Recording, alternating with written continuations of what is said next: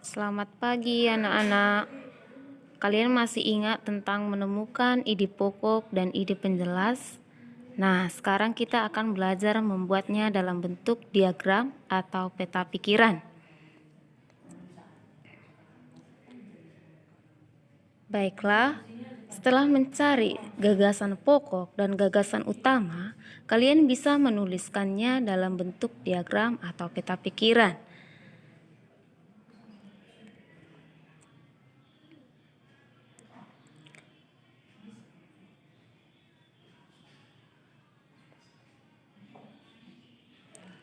Peta pikiran adalah salah satu cara atau bentuk untuk menyajikan informasi penting yang kita peroleh.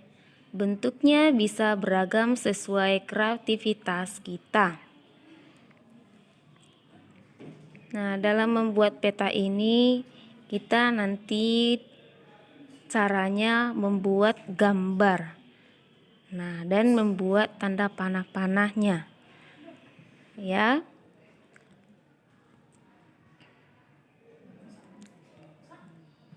Cara membuat ringkasan dengan peta pikiran. Yang pertama, bacalah teks dengan seksama.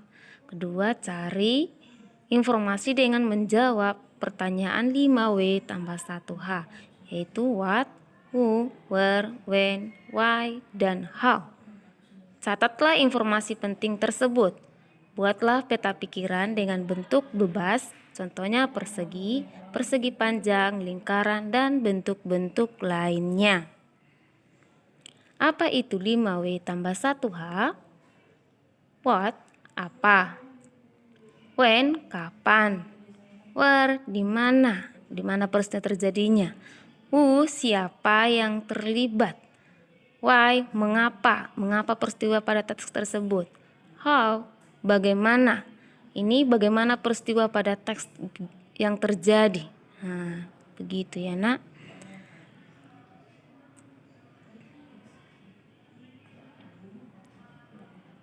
Nah, dari cerita itu nanti kita menemukan ini kalimat-kalimat tanya dalam cerita itu ya. Nah, inilah contoh bagan untuk peta pikiran itu. Nah, kita buat tentukan dulu itu cara mencarinya itu judul atau gagasan pokok dari suatu cerita tersebut. Nah, lalu dibuatlah jawaban dari setiap pertanyaan-pertanyaan yang tadi sesuai dengan isi cerita yang ada dari buku. Nah, judul ini sama dengan topik dari suatu cerita, ya nak. Nah, ini adalah satu contoh bacaan cerita. Ini paket bupenanya ini ada buku yang lain Miss ambil. Nah, ini contohnya toleransi saat bekerja bakti itu. Nah, lalu ide pokoknya ya, dari cerita itu bermasyarakat dalam perbedaan. Nah, kalau di situ bacaannya silakan disimak dan dilihat ya nak. Di situ apa? Warga melakukan kerja bakti bergotong royong di kampung. Nah, itu kalimat apa? Kapan? Kerja bakti menjelang lomba. Siapa? Ada. Mengapa? Di mana? Bagaimana? Nah, bagaimana atau mengapa? Nah, itu dia contoh dari cerita tersebut. Inilah salah satu kita buat dari judul cerita tersebut, toleransi saat bekerja bakti. Nah, yang bagian pertanyaannya tadi inilah jawabannya.